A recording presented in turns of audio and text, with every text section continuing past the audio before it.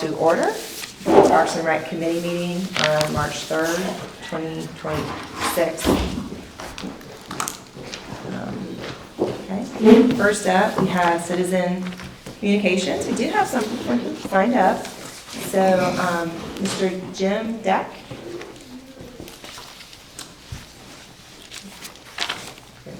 I'm trying to shut off all my alerts. Sorry. I guess just let us know where you're from and I think it's 3 minutes, right? 3 minutes. Sure. My name is Jim Deck. I live here in Franklin, been here since 1983, minus some time in the Army, going miscellaneous fun places. I've returned here. I've been out at the Williamson County Soccer Complex since 1983, started reffing there in 1984. I am now VP of Officials out there, so I've been doing this for 42 years, which is quite a long time. I also assigned for the Williamson County Parks and Recs League, some of the co-ed adults, and the co-ed adult leagues, the Women's League, and the WCPR Youth Leagues. And I enjoy this immensely. One of the things that I want to talk about just real briefly tonight is I heard that there's a possibility of getting a grant to turf some west fields on the west side. And don't get me wrong, I love anything you can turf, I'm just about all for. The problem I have is, why are you going to fix your yard when your house is falling down? So we have sheds that have holes in them that have been condemned by the county, or at least I've been told they've been condemned by the county, and we can't tear them down, but we can't fix them. So thank you for that look, because that's exactly where I'm kind of sitting at. We need to get our house in order before we start fixing our yard. And we really need to fix the office area, the shed where all the gators and the equipment, the uniforms, the paint, everything that we utilize on a daily basis, or at least on a weekly basis. We need to get that in order before we start spending a lot of money on turfing field. I would absolutely love to get to the majority of the complex, not all, being turf field, because I want to be a competitive location against Murfreesboro, Gallatin, who've done the time, they've turfed all their fields and are bringing in major competitive events that bring in millions and millions of dollars to the organization and to the area and to the community. So that's really what I just kind of wanted to speak about real briefly tonight. So thank you for your time. Thank you. Yeah, thank you. Next, we have the approval of minutes. Not sure that they were sent out, but they are right here. Everyone should have a copy. So if you want to take a look at those. Can I get a motion to approve? Motion approved. Second. Any corrections? All in favor of approval? Aye. Say aye. Aye. Any against? And then next we do need to vote. We did have a late agenda item come in to look at the Ag Expo Park proposed 2026-2027 budget. So if there are no objections, we can go ahead and hear that, but if you have objections, then we can defer. Any objections to hearing that tonight? None? I know previously we've done it as a motion. Motion to hear it. hear it? Yeah, Okay. so I'll motion for that. Motion seconds? Okay. And any discussion? Nope. Okay, go ahead and vote. Motion to hear them? Yes. Aye. Aye. Aye. Any nays? Okay.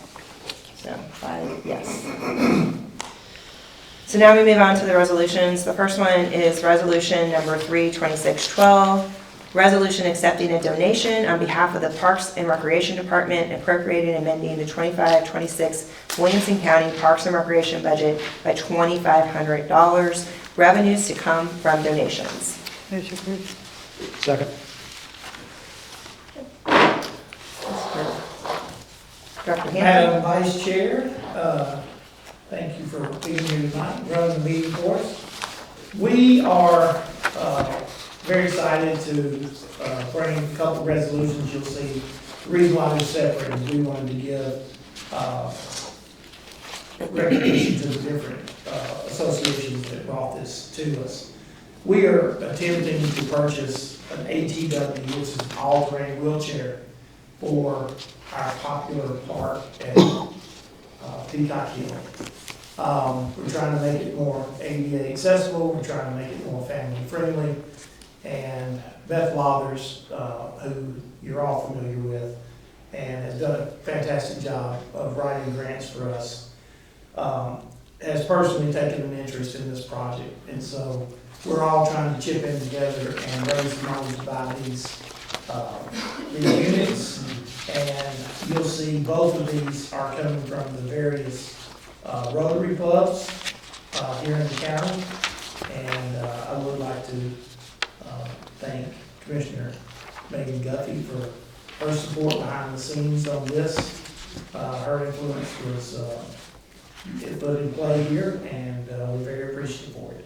So this is what this is, accepting a $2,500 donation from Rotary to be applied for the purchase of the TTW. This first one is the Brentwood Rotary Club. Okay, Mm-hmm. I don't have my resolutions aren't numbered, so I wasn't sure which one first. Okay, any questions? I have a question. So how many of these are we gonna purchase? Just curious. So our goal is to purchase 2 if we are able to raise the money for 1 and then around $20,000 apiece. Yes, I thought. Typically, the county has always supported matching, donations of this nature. And what our goal is to get over the $20,000 mark. And so the county to come back in, being able to spend less than $20,000 to bring 2 of these online. So how do we manage that? Do we loan them out? Like, I'm just trying to understand. $20,000 piece of equipment, and we like have somebody check it out with a driver's license? That's the process. That's what the state does with their wheelchairs as well. So they'd be sitting in a secure shed at the park, and then there's a park employee that would have to manage that transaction? Yeah, it's really, we would try to have as much advance notification as possible, to be able to plan for this. We really haven't gotten that far out ahead of ourselves in trying to put the process together for how we would be making these available to the public. But we would model the program that's already in play at the state parks. Yeah, their best practice is that people would reserve ahead of time, so that when they know that they Yeah. get there, they're available to them. That makes sense. So that's kind of their model there, so. I mean, do we have all-terrain parks besides that's a mountain bike park out my way, but do we have parks that are hilly, really, really hilly? Okay. I just don't have a lot of social time, so I haven't been to them. Some parks are better suited for Yeah. these, like our park at Timberland Yes. is too rugged. The trails at Peacock Hill are a little bit better made, designed a little, better for these types of, craft, mobile craft to be able to, get around. So right now, these are gonna go at Peacock Hill. Okay. So Bobby, what's our liability on somebody not knowing how to drive these things and they go, We would obviously have some sort of release for them to sign prior to it, but our liability is very minimal on something like this, unless the actual wheelchair was defective or something like that, and we had knowledge of it. okay. They're designed very similar to. I've seen them. I mean, I know what they were. Wheelchairs that Yeah. disabled people use, so the mechanics of it, I've driven one, so it's very simple to use, very easy to learn how to use. It's a 5-minute, 10-minute in-service. The staff is going to be trained on how to use them and be able to train the people who want to use them in the park. So it's allowing them access to a park that they would not be able to do otherwise. Okay. Thank you.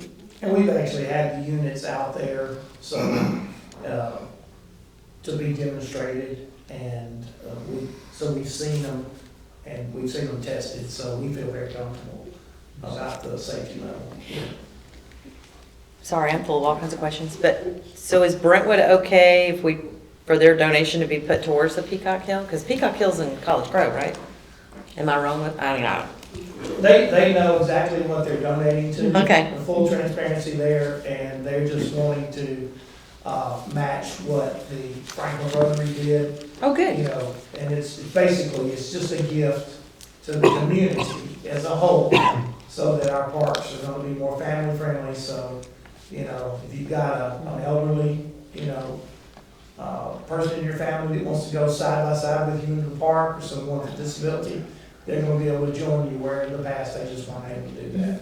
Okay, yeah, I think it's great. Speaking on behalf of the Rotary clubs that have participated, it was a coming together, sort of a unification project for each of the clubs to come together and provide some sponsorship. And so we were very grateful for Brentwood to unite with the Franklin Noon Club to provide this. And I think they're hoping that if successful, then we'll find additional opportunities to give towards this again. Great, I think it's great. Thank you. Any other questions? Well, I just want to say that this is awesome, and Peacock Hill is like the great park, and I tell everyone, like, if you have not checked out Peacock Hill, you've got to go, especially since you put the story trail on there too. So if you haven't been yet, really got to go. It's a great drive out there, and it's just a beautiful park, and it's a great addition to the amenities in And the speaking county. of the storybook trail, we're starting to get interest from other people about trying to do them on some of the paved trails that we have in the other parks. And so That's awesome. I still haven't taken my grandson. When it warms up, I'll get him out there. He's getting just tall enough, he could Supposed probably to be actually 82 this week. see the plaques. But yeah, it is a 82. beautiful park, and I'm really excited about just the things that you guys continue to do out there. And I think it's a great destination spot to get away from the hustle and bustle of, the big cities. well, thank you. Okay. Thank you. Any other questions and comments? Okay. Ready to vote? All in favor? Aye. Any against? 5-0. Okay. Next, we have Resolution 32613, resolution appropriating and amending the 25-26 Parks and Recreation budget by $8,426.51. Revenues to come from donations. Do I have a motion? Motion. Second. Let's fall asleep. Great. So once again, this is another donation to be applied towards the ATWs. I have to give credit to Commissioner Judy Herbert for this. It's in her district. And she was able to use she got some information where the J.L. Clay, former J.L. Clay Center, that was a senior service provider in Franklin for a number of years, that we sort of resolved that when we built the enrichment center, and we absorbed that into county recreation programming. So they had money in an account, and so this is the last of that money from the J.L. Clay.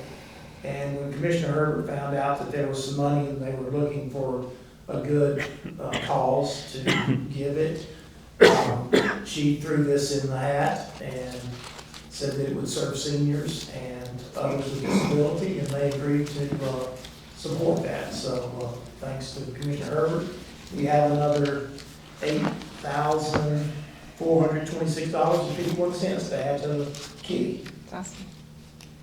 Okay. Any questions? No? Okay. Ready to vote? All in favor? Aye. Any against? 5-0. Thank you, Gordon. Next, 32614, resolution accepting a donation on behalf of the Parks and Recreation Department and appropriating and amending the 25-26 Williamson County Parks and Recreation budget by $2,500. Revenues to come from donations. Do I have a motion? Motion approved. Second. And once again, just reiterating here, thanks to Commissioner Guthrie and her support through the Franklin Rotary, this is the one that kick-started everything. And also, it's worth mentioning that we did entertain people from the Gary Sinise Foundation.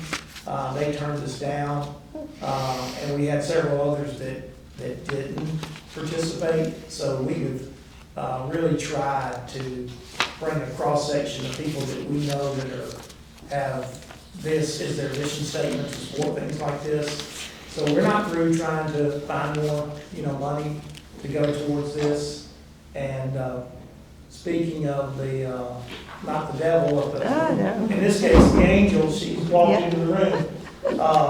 But really, Beth has just done a fantastic job. And like I said, we were very disappointed that Gary Sinise Foundation didn't Yeah. come through on this one, but not to be deterred. We're still out there and and she's got some other irons in the fire. So we're very proud of this direction we're going here. Have you, I'm just thinking about all the, I happen to work for a company that's, about mobility. Like, Valid point. there's several, in our county, like going to them because that seems like that would be a great sponsorship idea for them to, especially since this is all about mobility. I'd be more than happy to see if I could put a good word in. I'm sure she's nodding her head over there, and he takes Yeah. every lead seriously. Seems like it's just a good fit, for companies like that are all about mobility. So, you give me something to think about and work on it too, So so. that would be wonderful, and it's a good press opportunity for somebody to, jump out there and be involved in a program like this, because there's nothing better than seeing the smiles that this will put on people's faces, and it'll bring families together. It absolutely will. And it's, when you think about a company the size of yours, there are families that this would be a positive, opportunity to get out in nature, where they wouldn't have it in the past. I feel this is something they would really be interested. It's a good fit, so. We'll be glad to help, and any help you can give us, we certainly appreciate it. All right, great. Ready to vote? All those in favor? Aye. Aye. Against? 5-0. Next up, 32615, resolution appropriating and amending the 25-26 Parks and Recreation budget by $164,951.56. Revenues to come from donations. Do I have a motion? Motion. Okay. Can I get a second? Second. So as you see these all the time, this is all revenue that comes in from our rec associations to offset the cost of running the programs. And as the second whereas, you can see that there were specific donations that were given in amounts of $2,200, $455, and $700 for Peacock Hill and the Kite Festival. So, this is just another example of people helping support the cost of running recreation in the county, and then people going over and above to do sponsorship for some of our special events and special programs. Okay. Any questions?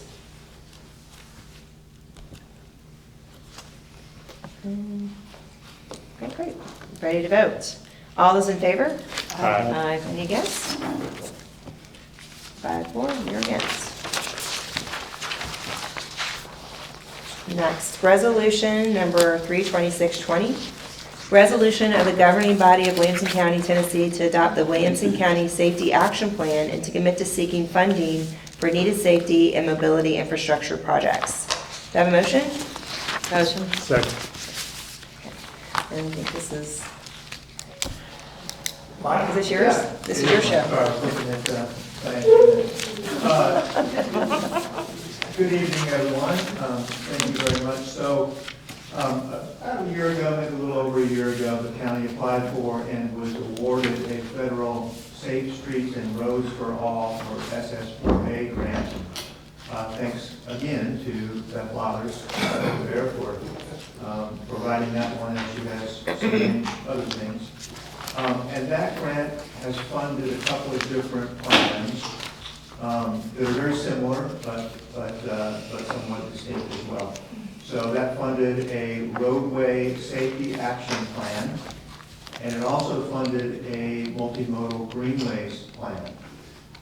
So I'll describe both of those. I'll focus a little bit more on the greenways plan since there's such a strong nexus between parks and greenways. So the county hired a firm called Design Workshop. Design Workshop's out of the Raleigh, North Carolina area. They've done these kind of plans all across the country. So they were a real natural fit for this one. And so, first of all, let me just point out, I'm sure a lot of you have been on greenways here, either in Brentwood or Franklin or Nolensville. And so you know that they serve a lot of different purposes and have a lot of tremendous benefits. You know, they benefit quality of life for residents, they provide economic benefits, they provide recreational amenities, and they also, you know, serve a transportation function too, because it's an alternate form of getting from one place to another. So Design Workshop came in and they initially did a whole bunch of analysis. They looked at, you know, our topography, they looked at where our river and stream corridors were located, utility corridors, and those kind of things. They also implemented a really robust public input process where they held 4 in-person workshops. They had a couple surveys that garnered, I think it was 2,600 or more resident responses, so that's pretty significant participation, and there was a lot of enthusiasm for greenways. And they essentially asked people to tell them, you know, what was important to them about greenways, what their goals were, how they wanted to use greenways, and where they wanted to go on greenways. And so based on all of that extensive analysis that they did and the input that citizens gave, they developed a foundation plan that establishes, it's kind of aspirational, but it establishes 21 new greenway corridors in the unincorporated county, spanning about 220 miles, which would, if fully developed, place just about every resident of the county within 5 miles of a greenway. And you can see that that plan depicted. It's on pages 18 and 19 of that first handout that I've given you. So that's essentially what this plan does. You know, obviously, there's a high price tag associated with all these greenway trails, and they would be funded through a variety of sources. You know, once the plan is adopted, we become eligible to apply for implementation grants, and we plan on doing that as soon as we can. We think this is a real good candidate for, you know, some of those corporate sponsorships that Commissioner Smith was talking about, public-private partnerships. A lot of these we feel like could be funded and implemented by developers. In fact, out in the eastern part of the county, there are about 3 miles of greenway trails that have been committed to being constructed by developers. And then we do hope that at least in future years, the county will see fit to dedicate some resources to this project as well. So that is the greenways portion of it. The second companion document that the grant funded was the safety action plan. We hired a company called AECom to work with us on that one. And essentially what that does is identify where the highest concentration of fatal and serious injury crashes have occurred, the reasons for those crashes, and then developing what they call countermeasures, or, you know, different techniques that could be employed to, you know, make those areas safer and to reduce those fatal and serious injury crashes. The top-ranked segments and intersections are depicted in a map on page 43 of that other handout. And as part of their scope of work, they also identified a specific project where they would do an illustrative design. They did that for the intersection of Catonsville, Arno, and Cool Springs Road. I'll point out that this safety action plan was for the entire county, not just the unincorporated county. Except for the city of Franklin, they did their own safety action plan. That's all I have, but I'd be happy to answer questions. Any questions? Curious, I'm looking at the map on 43, and it shows the whole county as a high injury network. It's kind of intimidating. I guess the potential's anywhere. So really the top, would we focus on the top injury segments and intersections that are noted in orange? Yeah, that's a good observation, Commissioner Hayes. The high injury network that is depicted there represents about 20% of the roadways, actually. But that's where the predominant locations are for these more serious crashes. And then on that same map, you'll see it's a little hard to see with how this was printed, but there are red dots and red lines that represent those segments and intersections where the highest concentration of those have occurred. Okay, interesting. Thank you.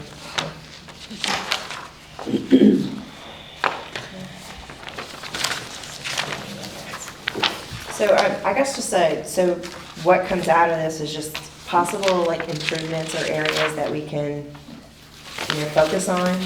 Because obviously I'm looking at this too, and it's like, I'd almost like to have an overlay of 840 and 65 Right. of like in the state highways, just to know that like today, 96 was backed up all the way to Trinity Road. Sure. So it was taking me up North Chapel Road to Wilson Pike Right. to like get around it. And so I'm probably thinking that a lot of these are just people coming in from other counties too. They were trying to find ways around some of our, Yeah, and this plan, the safety action plan, deals with safety issues, not congestion issues. Those are handled through the long-range transportation plan and other documents. This focuses on where those crashes are occurring and tries to identify some measures that can be employed in those locations. So the benefit of the safety action plan would be for, particularly for the highway department to understand where those locations are and to allow the county to apply for grants that could supplement the resources they have to make some safety improvements. awesome. Well, I know one of the areas I get a lot of complaints on, and we've had lots of accidents, is down Carter's Creek Pike and Pope's Chapel, because these trucks going all the way down to General Motors, they're supposed to go around and they're not. Yeah. And then they get in a precarious position, they jackknife, and they're leaking fuel and their contents, and, it's been brought up before, I've brought it up, I've tried to get us to have some ability to restrict them from going down these especially Pope's Chapel's very narrow with long drop-offs. Yeah. And it's curvy, so they're having to cross over the middle line, which puts the people coming the other direction at risk, etc. Yeah. So I don't know if this eventually might address some of that, because I'm sure it's not just those two roads that are having this. We're special because Right. General Motors is due south, but Yeah, You know. and that's a good point, and I should have mentioned that the grants that could be sought to make these improvements don't have to be related just to those 5 or 10 intersections. Anything on the high Yeah. injury network is fair game, and so that could address, a condition like you're talking about. yeah, thank you. And one last question, so on page 47, when you because I like the fact you kind of went in and put the cost to some of these different safety measures. Is this kind of based on your study, if we implemented all of them, or is just kind of just a sort of cost for each different type of safety measures, page 47? Because it looks like just the cost of a single lane roundabout is $1.3 million. So if that was the remedy for a certain area, that would be the cost for that particular initiative. Yeah, so that broke it down into shorter term and longer term projects. And so those costs are for each of those potential remedies that are on the left side of Okay. the column. And so it's kind of like a menu that could be Yeah. used to improve the situation. So if we wanted to look at, prioritize it and say, okay, these are the areas we need to concentrate on, this is the remedy for that area, now we kind of have a cost plan for what it would look like. So, Mike, what if we don't get the grant money for these? What do we do? Are you referring to either plan that we're talking about? the Well, I'm greenways or just, the- I mean, for the safety improvements, you got Yeah. one intersection that's $5 million. Yeah, I mean, that's a third of our total budget. that's exactly For the right. whole highway, for the whole county. Highways We budget don't- is what, like 11 million a year, and most It's of more that like goes toward, Is it 15? right? maybe it's Yeah, 15. I think that when I look at this is just like, these are just different single line, like if you look at the, and correct me if I'm wrong, but this is this, if you look at the initiative, like what do we want to do in that, you have different options, like you can do a short-term improvement, mid-term improvement, or a long-term improvement. So if you want to do the long-term improvement, then if, say you want to put a single roundabout in, it would only be $1.3 million. This isn't like a total, I mean, we totaled it up, but it's not really a total for any particular project. It's just, that's what the totals look like. Numbers on But paper. you can Well, go from whether the it's- cheap options all the way to the most expensive options. Yeah, and whether it's, 5 million or 1.2, the fact does remain that if we don't get grant money, then the Highway Commission, hopefully they'll find a way to do it. But that's the predicament that we're in, and that's the benefit of having a plan like this, is that we do become eligible for seeking grant funds that can certainly help address the problems. So this plan helps us justify to whomever we want the grant from to say, we have a real need, right? That is correct. Okay.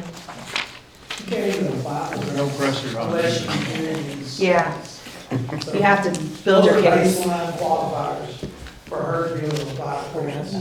Because you get points, they're all based on points. And there's a lot of points associated with that. I could, 400 pages worth of points. That's right. They put a lot of work into that. I really appreciate it. Between the greenways, because I got to attend some of the open houses, and the enthusiasm from a lot of our, residents to attend those. It was really good turnout, I think, at all of them. And then some of the feedback that I got, that they were really excited. I have a lot of parents very excited about not having to get out on the roadways in the morning and having, connectivity to their elementary school, that they can walk their kids to school. So, especially around the Arrington Elementary area. Last question I have, as far as the greenways, would that fall under you as far as the ongoing, or does that fall under the highway? I mean, is it considered? Typically, those types of systems fall under the park systems or public works department. Since the county doesn't have a public works department, it would fall under parks. The best example of that is Brentwood's unbelievable greenway system that connects all their schools, all their churches, libraries, neighborhoods. It's all maintained by the parks department. Okay.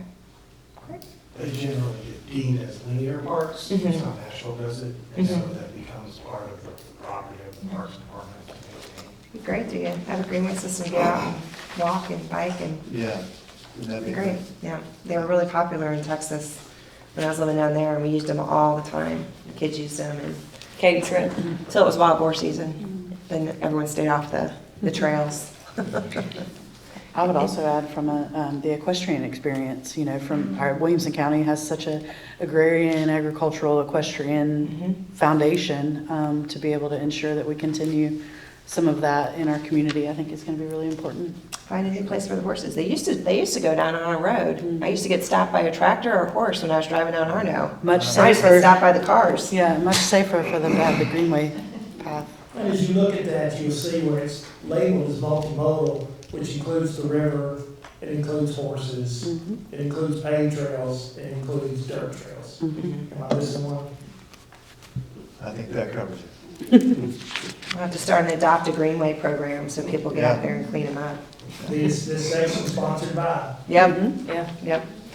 Okay. Any other Nissan, questions? Like Nissan. Yeah, I mean, they're all about it, Mobility, Nissan. We have so many great corporations. I'm sure if they knew that there's an opportunity to do something good in the community, they would be more than happy to jump at the opportunity. And a lot of these companies have volunteer programs, and I get asked all the time to go clean up Radnor Lake. I'd rather clean up in my own county where my employer's located than go to another county. So there's always opportunities to do that. So, any other questions? Okay, ready to vote? All those in favor? Aye. Any against? And then final resolution. Resolution 32621.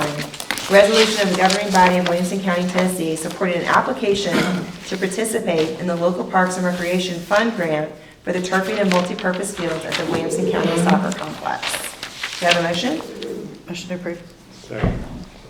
I'm gonna let Rick do this. Thank you, Director.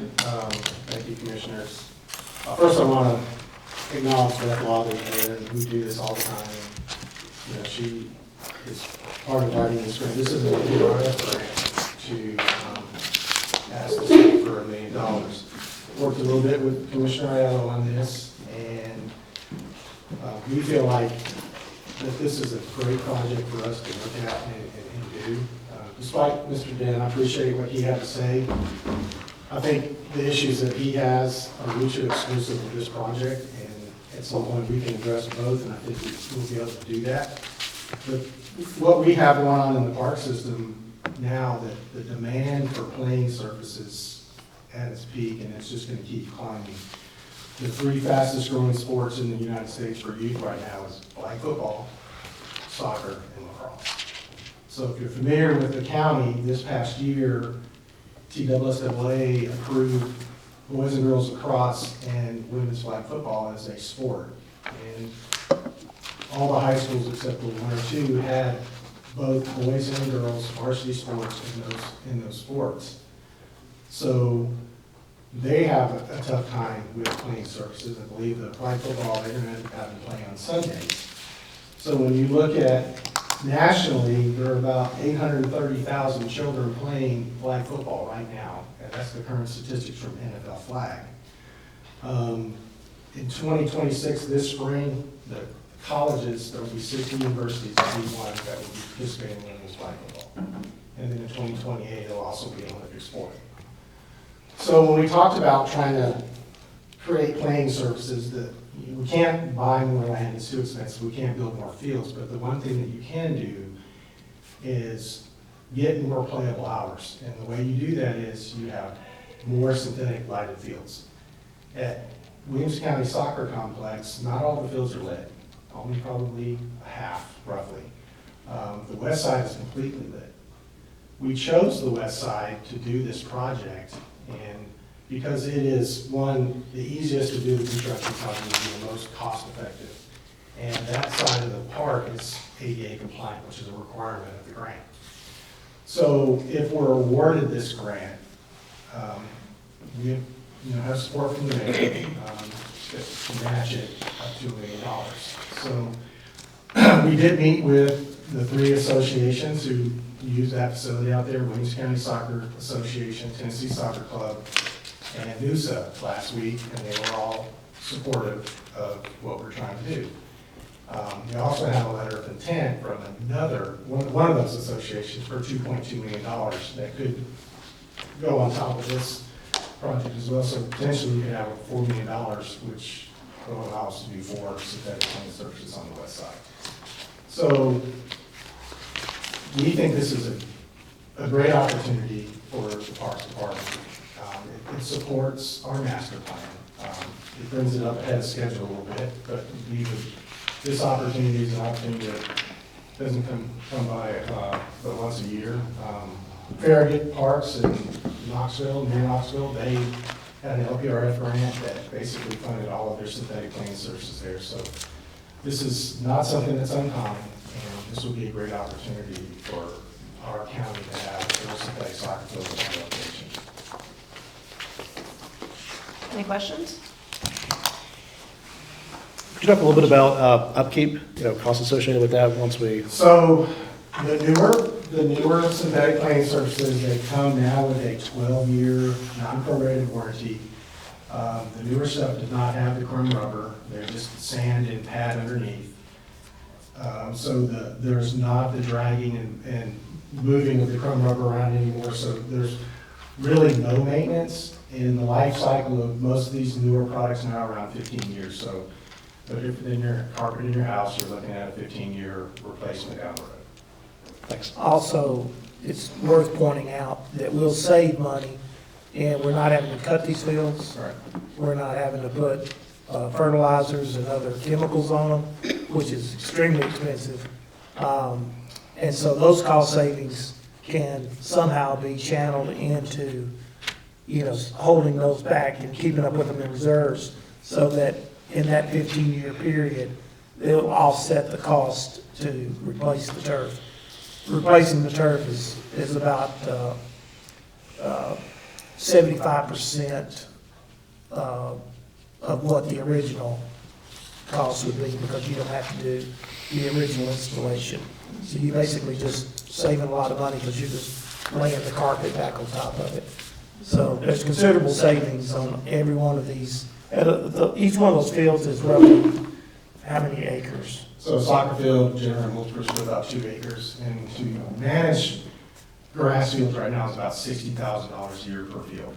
So that's mowing, equipment, fertilizer, herbicides, irrigation, top dressing, aeration, et cetera. So they are expensive, and it's just getting more expensive because fertilizer. And we actually do overseed a lot of our fields too, so you're actually adding more cost to it because you have to fertilize more during the year. But we're still only getting a 6 to 7 month window of playing time, where with synthetic surfaces, you're gonna add probably 4 more months to that. So, and then of course, you don't have all the maintenance issues and the wear and tear on the grass fields that we do now, because there's just no way to avoid it. So as long as we're not shifting costs to other programs, and we make some type of a maintenance, create a maintenance program, we can pay for the ongoing reinstallations just from the savings on what it takes to operate and maintain natural turf fields. So, I'm sorry, go ahead. Do we have an ROI on, That's what I was gonna ask. on return on investment? It's a lot of match. Well, yeah, I mean, it absolutely is, but, you know, the return on investment, more so than the dollar amounts, is what it means to the community. And, you know, when you talk about, you can help me over there, 4,500 kids every Saturday. It's more than, well, I mean, we put through 3,000 kids in an outdoor season, so then you start adding parents, you add grandparents, you add visitors that come in. I had Miss Iris from Mississippi who was up here this weekend, who I had to take around on the golf cart. So the revenue that comes in, you know, just from rec association is significant in that. When you look at when TSC has their tournaments, the majority of the time that they end up having to cancel a tournament is not necessarily because of weather, it's because of rain.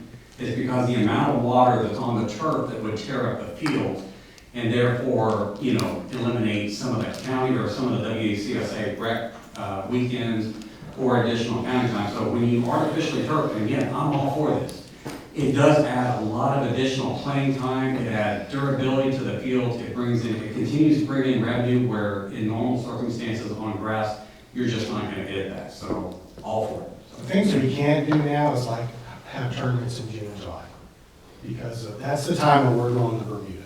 And so if we have synthetic lancers, we can add more tournaments. We can add lacrosse tournaments. We can add flag football tournaments. We could add even kickball.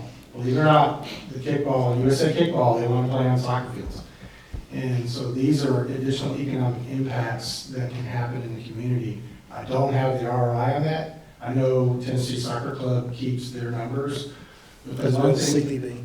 And the CVB has some numbers, but the one thing that I can tell you, as being involved in travel sports a long time ago, you're more likely to go to a place that has synthetic playing surfaces because you know you're not going to get canceled. Yeah.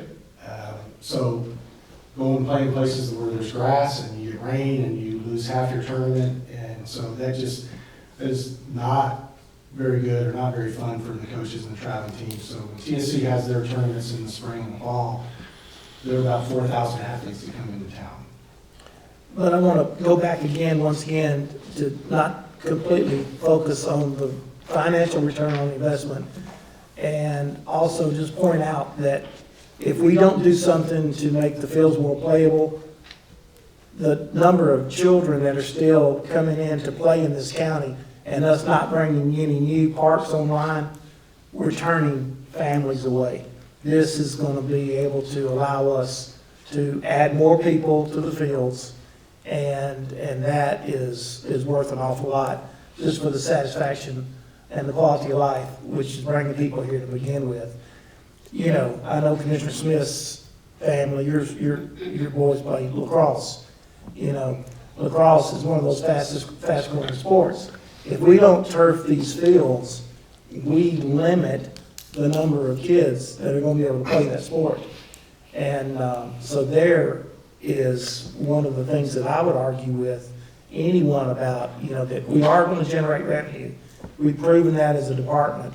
We do as good as anybody in the country on our cost recovery, which is over 50%. The average Parks and Recreation Department's lucky if they do 20%. But the return on investment in community and quality of life is through the roof, and that's what this enhances. I guess my concern is, you know, we're talking about having a tight budget year, we're trying to give employees increases, we don't have the money to do that. So if I gotta choose between an employee having a potential pay raise and matching $1 million, it's not really a hard decision for me, I have to say, because I already know our employees are sorely underpaid. So that's my concern. It's not, I mean, it's nice to have an ROI, because then you can say, well, here's the ROI, folks. But my concern is being able to fund the budget and afford it. I think this is great. I don't have any problem with the whole concept and idea. It's just the money. It's a lot of money to match. You know, so that's a laborious decision for me. Yeah.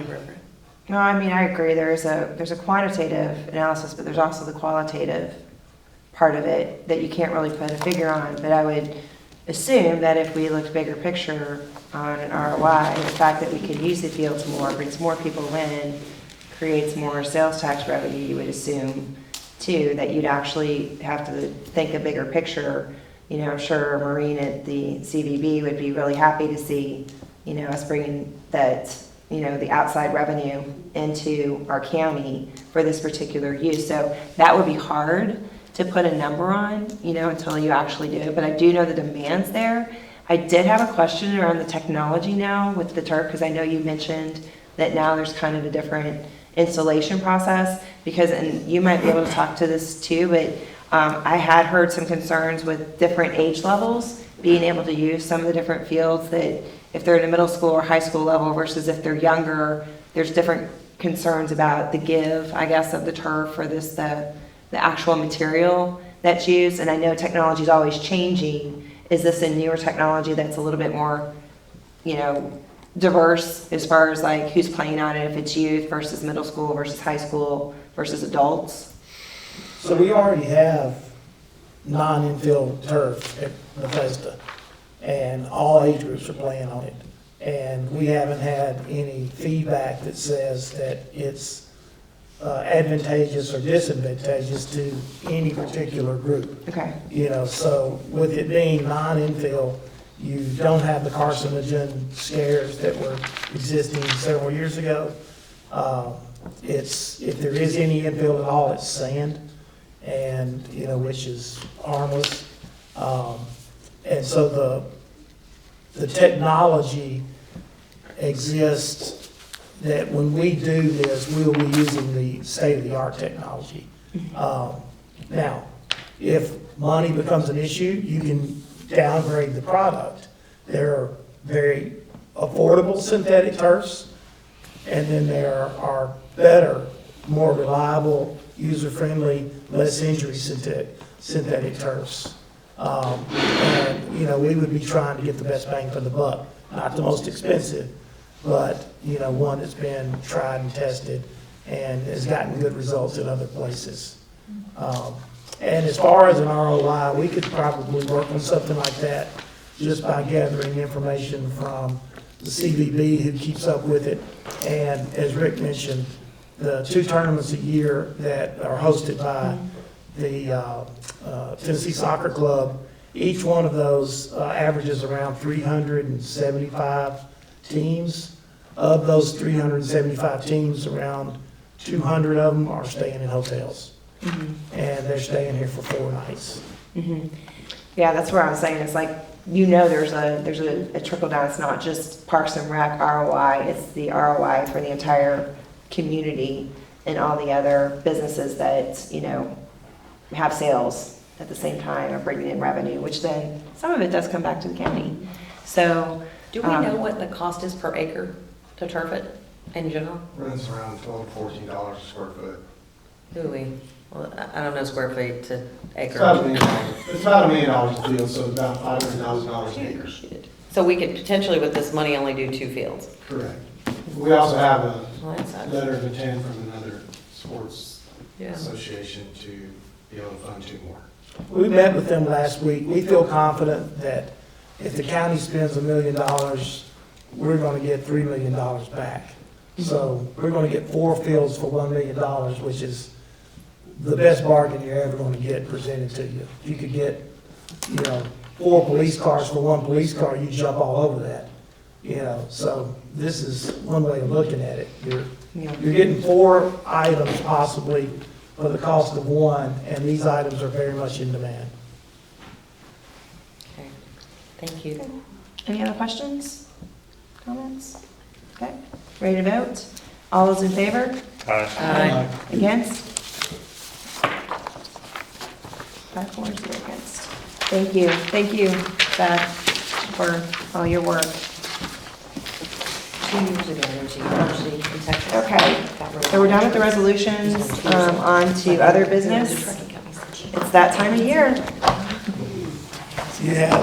I think we just finished, I told Commissioner Guthrie, feels like we just finished budget season yesterday, last year. So we're glad to do this budget any way you want to do it. One of the easiest ways to do it is go to the back page and make sure that we are following the guidelines by looking at the totals.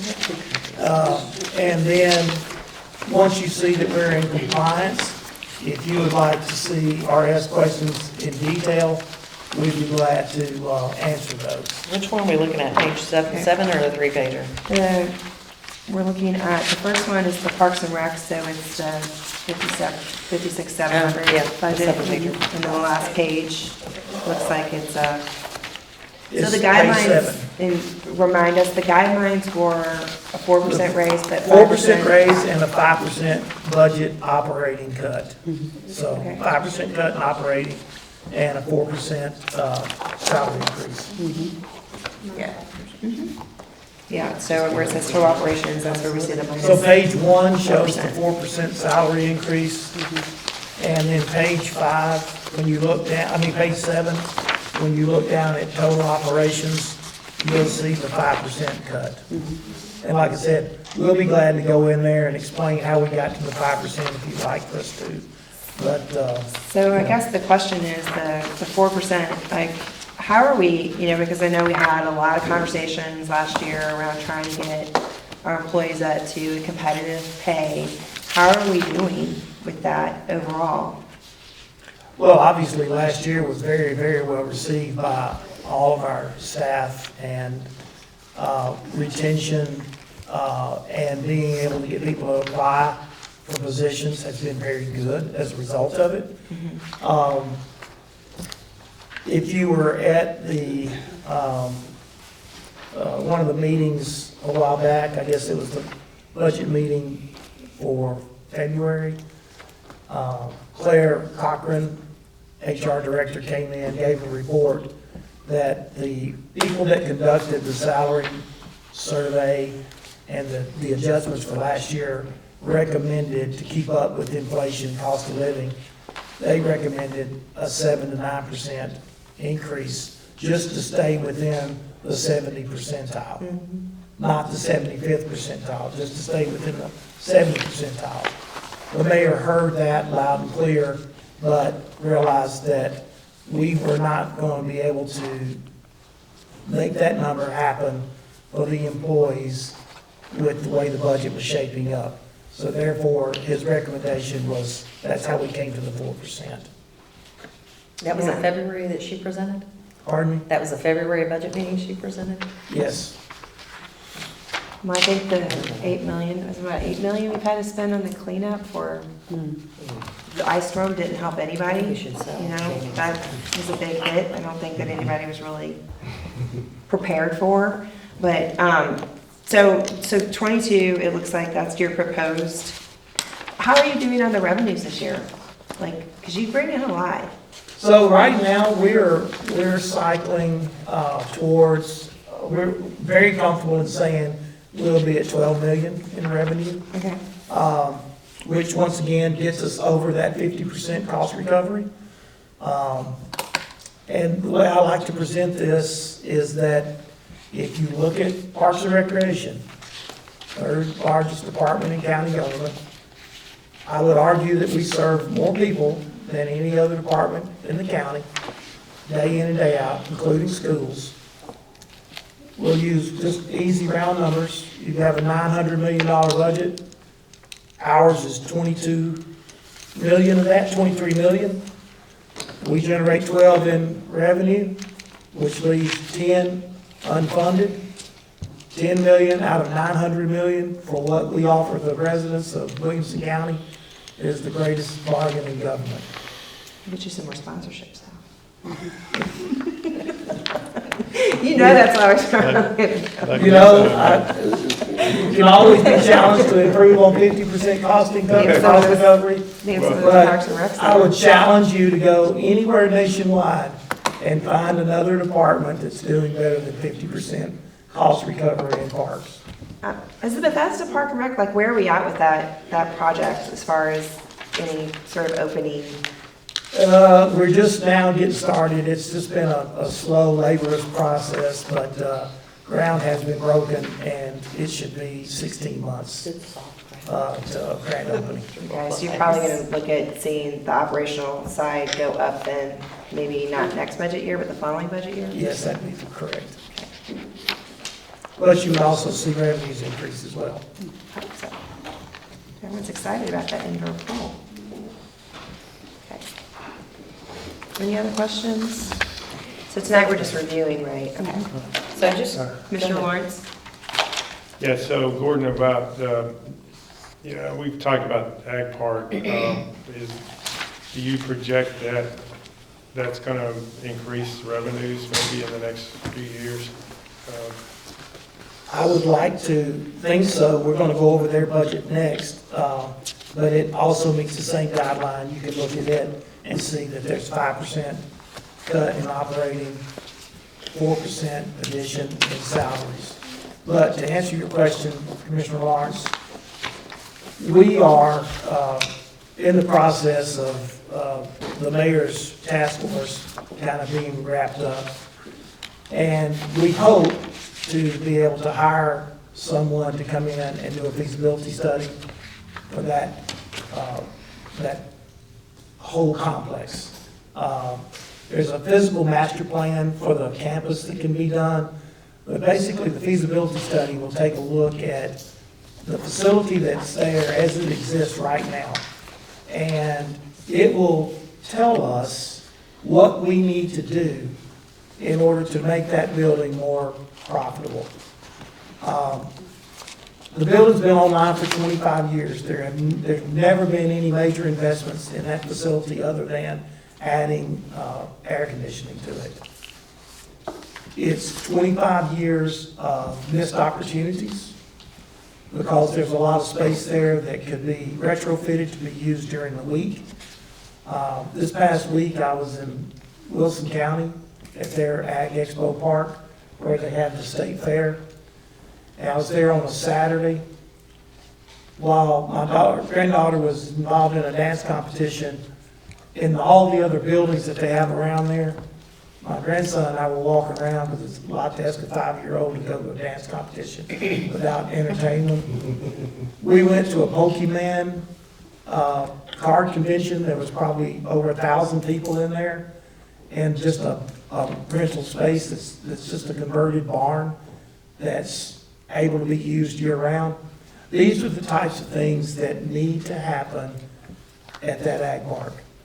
I think a feasibility study will show us where those opportunities exist. We can get a price tag associated with that. We can get a cost analysis of what it's going to cost and what the return on investment is. Outside the hospital, that property over there is the second largest single investment that the county has. And it needs to and can do so much more than what it's doing right now. I can guarantee you that. And A feasibility study will absolutely show that. A new mayor is going to have a opportunity to have to make a decision when it comes to the future of that piece of property. And the option, we hope to be able to present a nice option to consider. But to your question, Commissioner Lawrence, yes, there is absolutely tremendous amount of potential for more revenue to be generated on that site. It's not even close to reaching its.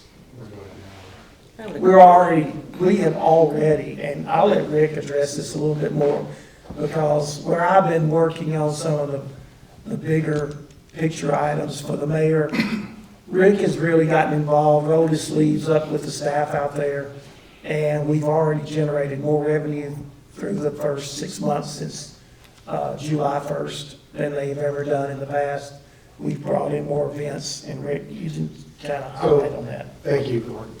When we took this park over, there were already contracts and agreements in place to extend it out for basically the 2026 calendar year. So we already had agreements, and it was really hard to go in and adjust, your fees and what you're charging renters to use the venue. So we have changed the fees and increased the fees, and we have added new events in the calendar year 26 to increase the revenue coming in. And then, of course, with the rodeo coming in this year, we're actually going to probably bring in about $12,000 or $13,000 more dollars for this year's rodeo than last year, because we renegotiated that contract with them. So we're adding more events in the midweek. We did a church event during the Christmas time that they were there for one day, and a couple of hours was the event, was $15,000.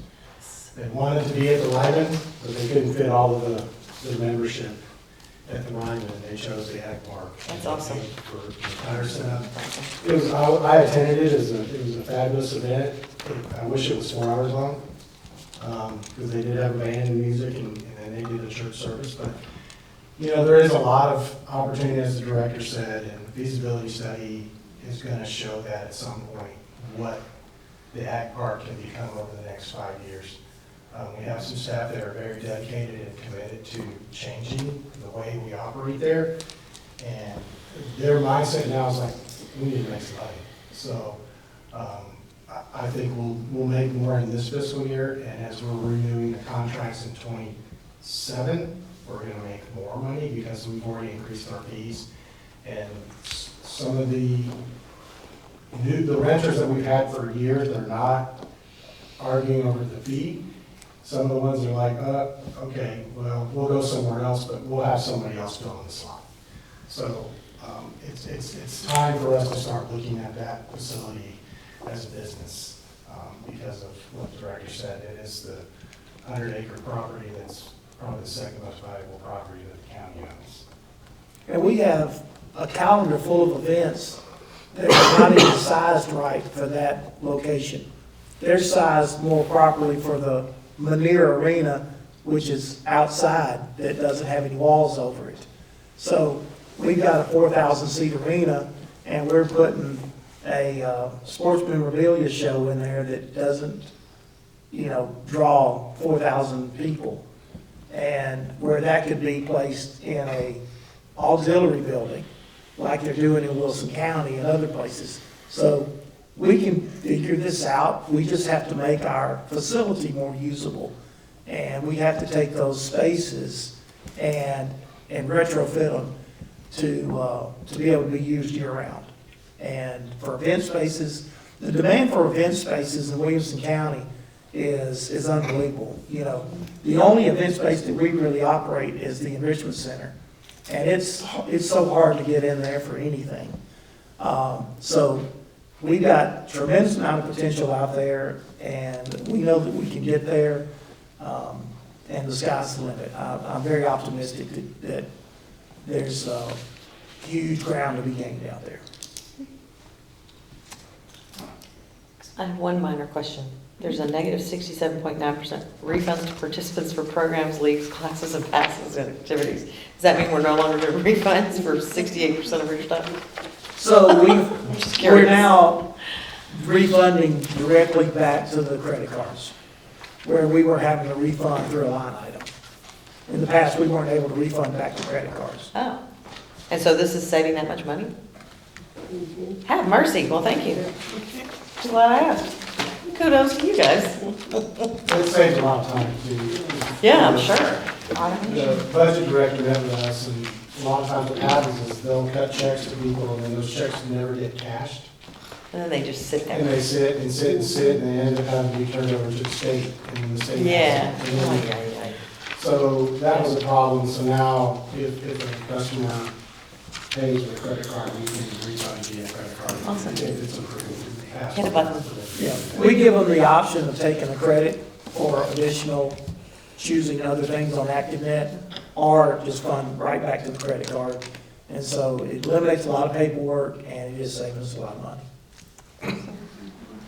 Thank you. Any other questions on the Parks and Rec budget? Okay. So, do we want to review the capital budget requests? Well, you also need to approve the ag budget as well. I'll take a look at it. We're not approving anything, so we're just reviewing, right?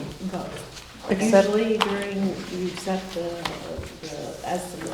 Okay. Budget estimate. Okay, so everybody ready to vote on the budget as submitted? Okay, all those in favor? Any against? All right, so that was for the Parks and Rec budget. That was the Parks and Rec. All right. So, what are the capital budget requests? Well, we still need to do the ag Do budget. that one first? Well, we haven't done the ag budget. Yeah. Are they approving of those? Which is the three-pager. Approving both of them, but not, they're doing them separate because they want to take an action on the first. Okay, so now the action needs to be taken for the three-page ag budget. Motion. Second. We need one. I think I have two of the same.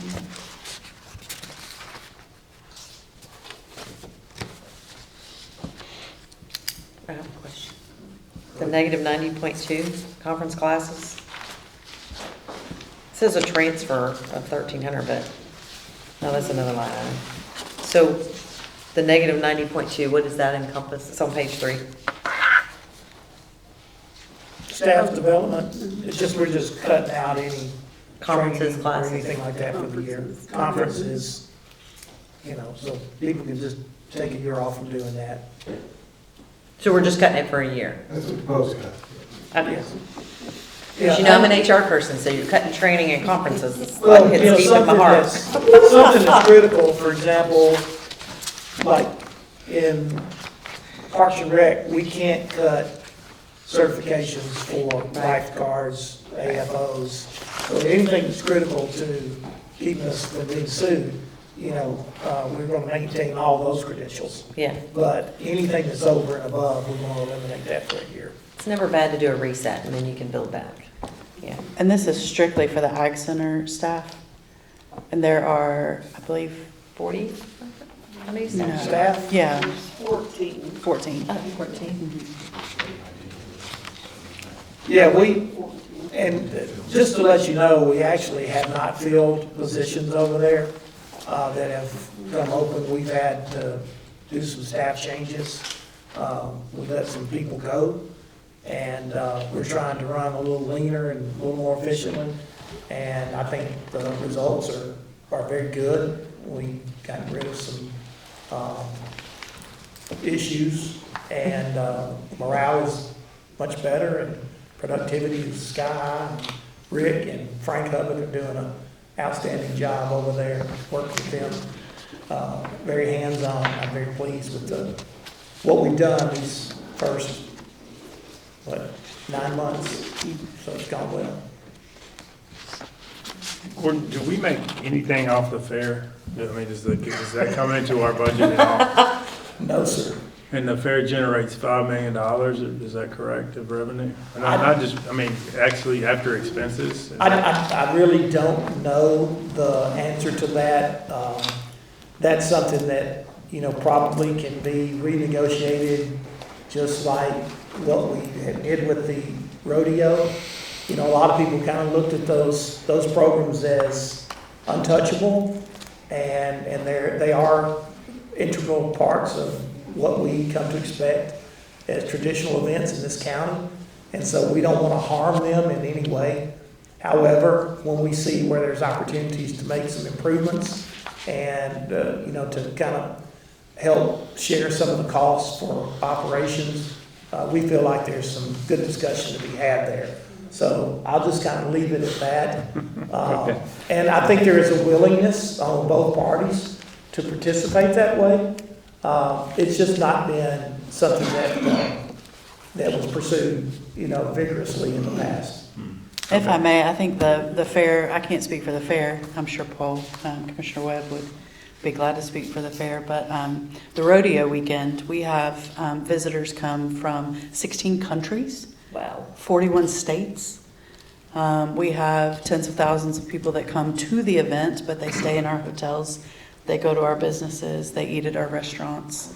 And we're actually, because of our draw from other countries and other states, many of which are on some of the routes that BNA has opened direct flights to, we are actually, hoping that we can do a partnership with our friends at the airport for that. So, you can't put a dollar sign on tradition and, that family community event, but you can certainly see the ROI in the visitors that we attract. Yeah. And I'm sure the fair has similar data points. Tourist dollars are very important. They are. They are. And And the county's it goes already- back to the culture of our Yeah. community. And the county's taken measures to help increase their revenue by allowing them to sell alcohol and things like that, which has increased their bottom line. So, and we did this negotiation, Rick did this with an open mind, and everybody was, very amenable to, thinking about it and, good results. And I think that we'll have that same dialogue with folks at the fair, but right now, we are, under these certain contracts, and we're gonna continue to honor those. We also had another rodeo, I think, right after the Frank rodeo, so we're working with the Music City rodeo, they're coming right into next week and laying it out the whole week. For their slack. It's not just slack, it's really their qualifiers. So Okay. they're qualifying for the beer rodeo that's gonna be in Bridgestone, so the following weekend, and so they're using this as a qualifier to whittle down 80 contestants down to 30 or something, whatever the number is. But they're also storing their livestock At this. at the Ag Center, so we're Additional we're actually revenue. getting pretty good paychecks for them to be there all week. So. And we did that to make sure that it didn't hurt the rodeo. So before we allowed that rodeo to come in on the back end of that, we made sure that Gavin and others were okay with that it wasn't gonna diminish the success of that one. Everybody agreed that it wouldn't, that it actually would help support it. So, we looked at it from that perspective before we made that decision. I appreciate that. I do want to bring up, Commissioner Williams and I had discussed the wrestling program and the ability to use some of those additional buildings for wrestling. And then other typically indoor sports. I know volleyball is something that could potentially, you could have several courts going simultaneously. I've been to a few tournaments that have done that. And so that, as we're talking about, the additional opportunities and the use of that space, I think continuing to think about the families that live here, that play here, having the opportunity to have additional tournaments here would be great, and that it would also bring in visitors from. So that's a two-edged sword that those edges are used to our advantage. It saves county residents money to go and participate in tournaments here, rather than having to buy hotel rooms in Cincinnati, St. Louis, go to Atlanta. If they can play against elite competition and do it here, then that saves county residents money and it brings dollars in. So that's a double win right there. That's something we can't do out there right now. Feasibility study is going to clearly point out that venue is way underused from the sports and entertainment, in the sports and entertainment market. And that's where the big money is. And we can get there with surfacing that doesn't compromise the dirt floor. Rick's looked into floors that we can put over the top of that that you can put anything on top of, and the dirt remain under it. And it's easily installed, taken up, taken down. And then once you do that, you can do all types of court sports on top of that. So there's so much more that can go on out there. And the other good thing about that is that on the weekends when the tournament play is going on, you're going to bring in all that money. During the summer, you can do things during the week, bring the money in. But during certain parts of the year, if we can push stuff out to those barns, then the community now can use the ag park Monday through Friday. Where right now, if you go out there, there's nothing.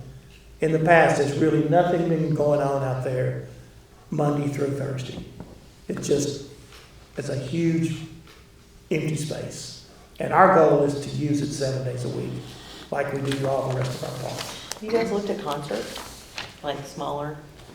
This will be something that'll be addressed in the feasibility study. There is a huge market for that size space because people are trending away from the amphitheaters because of the weather and the situations where they cancel more events than they make. And then not to take anything away from the private investment that created an amphitheater down the road, but that has become a very unpopular situation because of traffic and other safety issues.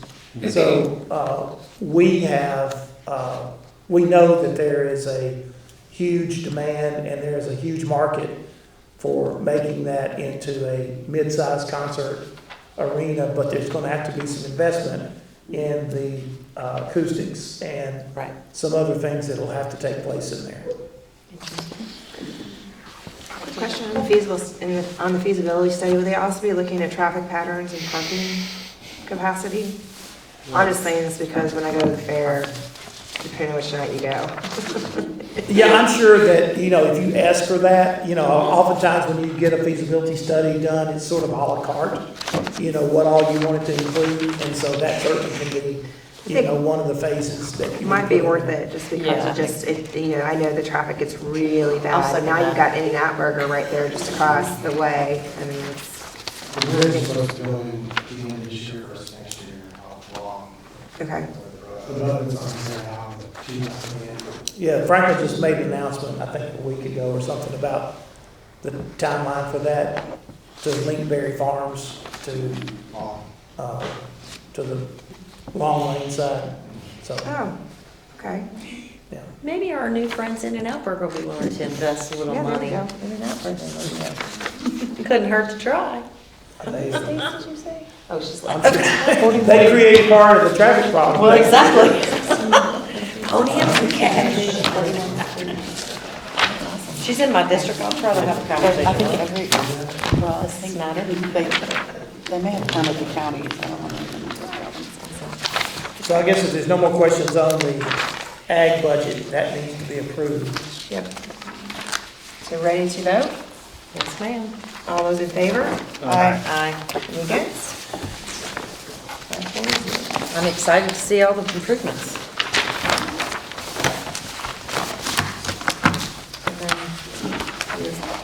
Okay, now the capital budget request. Okay. Move to approve? So moved. Second. Okay. Does everybody have a copy of it? Mm-hmm. Okay.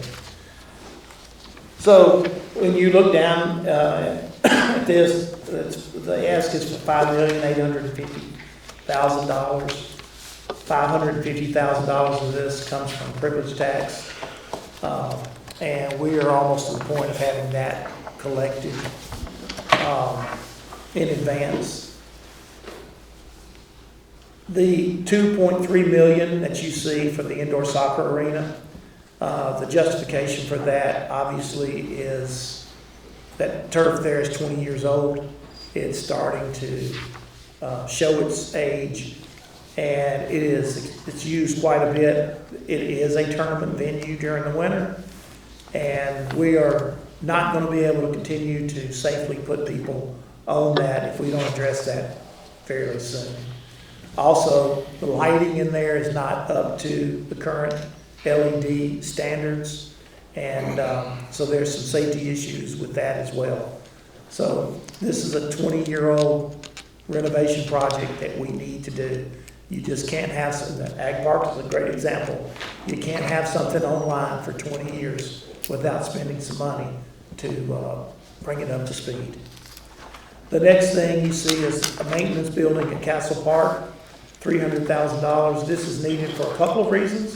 One, to support the Tennessee Renaissance Festival, but also it also will help with the maintenance that will be part of the ongoing operation for what has been approved out there for the new riding club.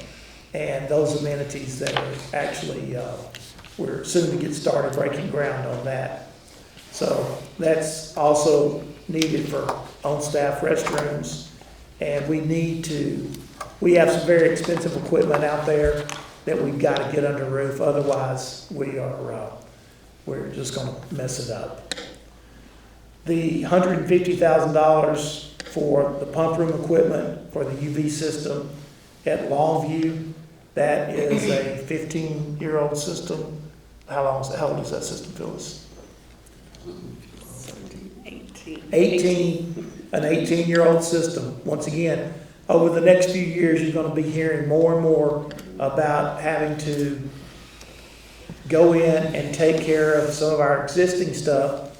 And I promise you, you'll not see demands for new rec centers because we've got to take care of the stuff that we have before we try to build anything new.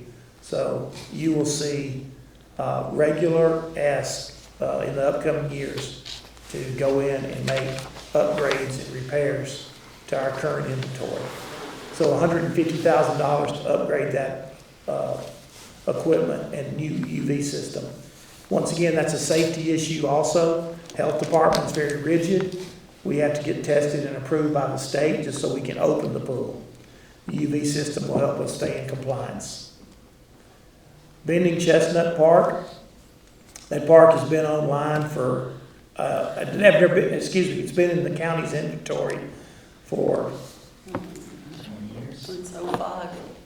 20 years, 21 years. It's never come online.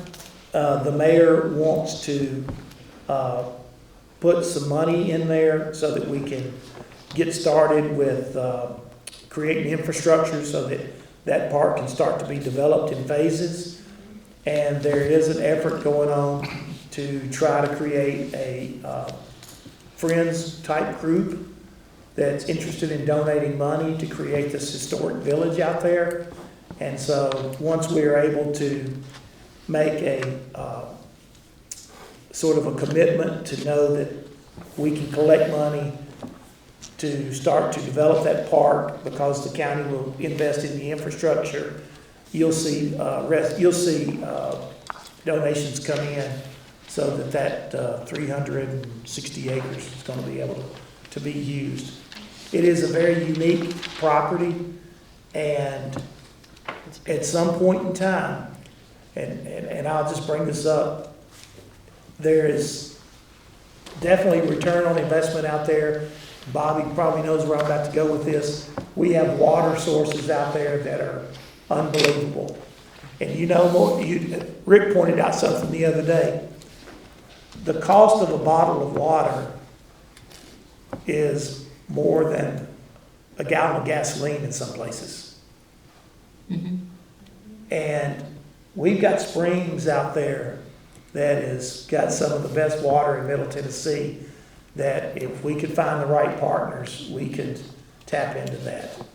And so that's something that, unless we get some infrastructure in there so that people can get out there and see that property. I know Commissioner Lawrence has brought people out there in the past, and one of the things that kind of scares people off is it just looks so rugged. You don't really appreciate what's there because there's no infrastructure to get anybody around. So that's what that money is in there for. The Franklin Splash Pad, $150,000 to resurface the deck, and once again to work on all the equipment for the filters and UV upgrades so that we can make sure that we continue to pass all the health and safety inspections. And then finally, the indoor sports complex. Once again, help me with the age. Indoor sports is As old as my daughter. 24. 24 years. Greg, Commissioner Lawrence has been out there and played tennis before. Our indirect lighting works because of the white wrap inside there. It is dry rotted, and anytime anybody hits a tennis ball up there, it snows. So Where's this at? this is the indoor sports complex in Brentwood. And this facility is a revenue producing machine. So we have to keep this, up and going. So anyway, the total for all those asks is $5,850,000. Question. Good, go ahead. Madam Chair. Bending Chestnut Park, I know I won't get the question, so I might as well ask it.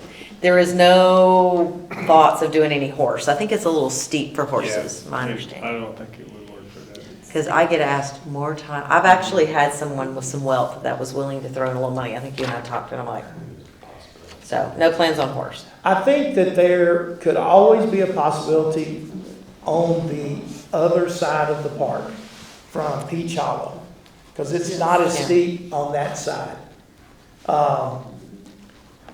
One of the things that is also an issue with that particular park is there is a considerable amount of noise pollution from 840.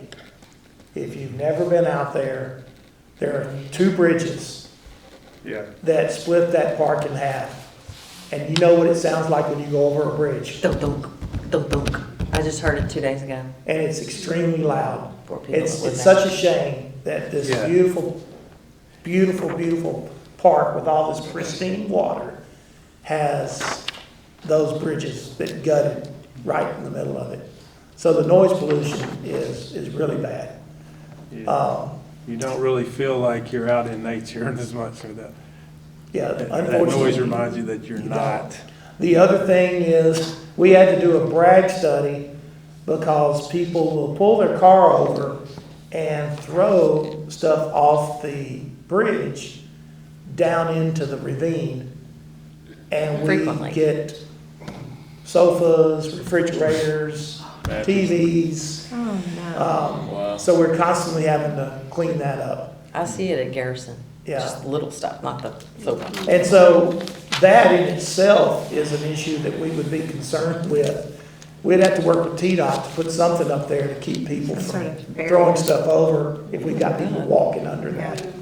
So that is a park with a lot of challenges, believe me, but it's worth having. The county has an asset there, and I really believe that the water out there could somehow play into something in the future where revenues could be generated to come back in and support not only that site, but there could be enough revenues maybe to even support other nature park related activities if we could find the right partner to work with us to harvest that water.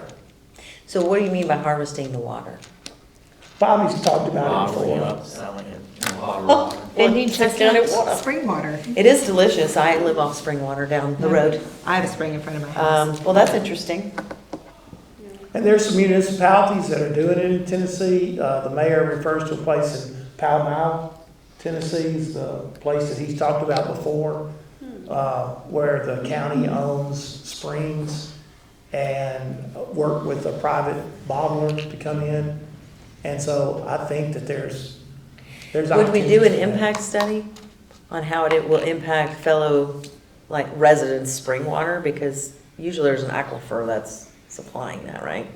Well, these are actually flowing out of the ground. So, some of them are shooting straight up in the air. You know, this is where Franklin got their water for years. When you're going, that's in the southwest part of the county.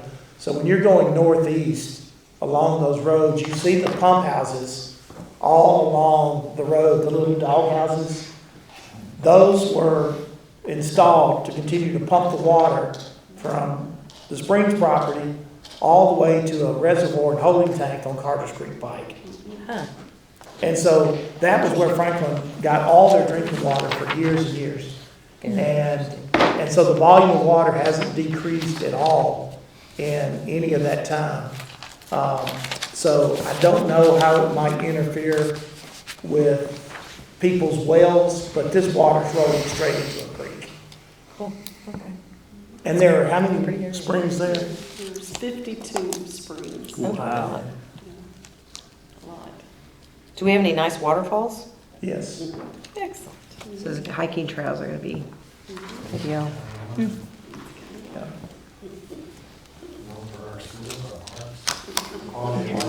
So I could take my gator over there and drive around? If, Maybe better on foot? you could probably go there, and you might have to watch for somebody illegally harvesting hardwoods. But yeah, you can get through the same hole in the fence that they do, I guess. Well, I don't want to violate the law. Okay. Any other questions, comments? Just one question. That first line item at the top, the 550 for various renovations, is any of that attributed towards maybe looking at some of the sheds at the soccer fields? I will give you my 2 cents worth on that, and I'm not trying to make anyone mad when I say this. But the Williamson County Soccer Association is a wonderful organization that has served thousands and thousands of families in this community for a very long time.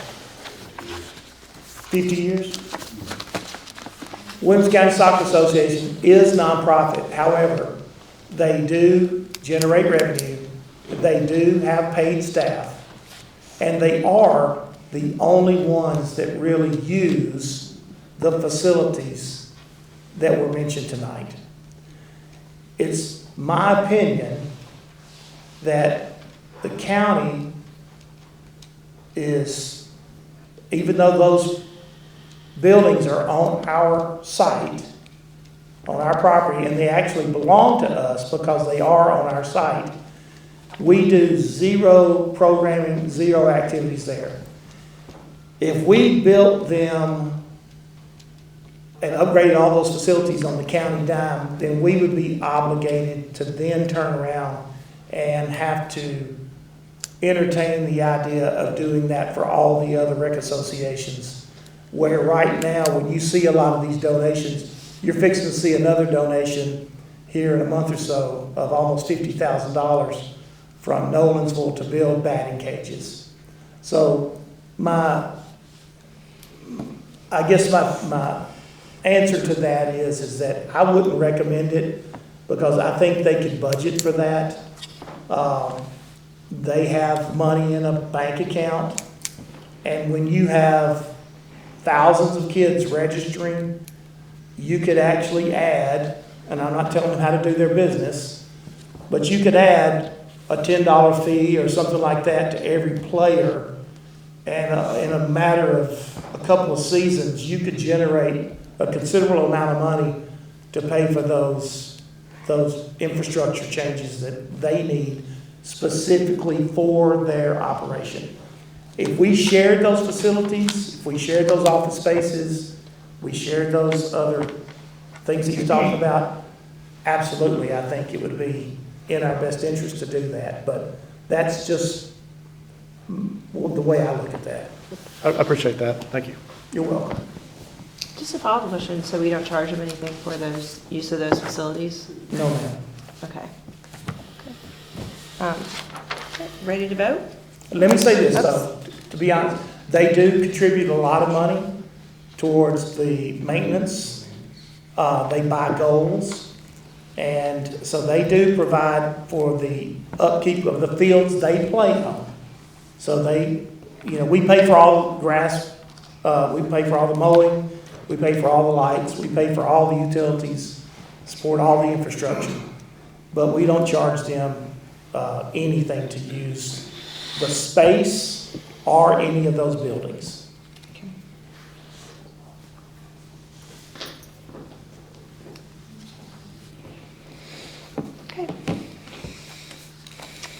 Ready to vote? Okay, all those in favor? Aye. All those against? Okay, 5-4. Thank you all. Okay, and any other business? No? Anybody want to move to adjourn? Move to adjourn. Second. Or Thank you.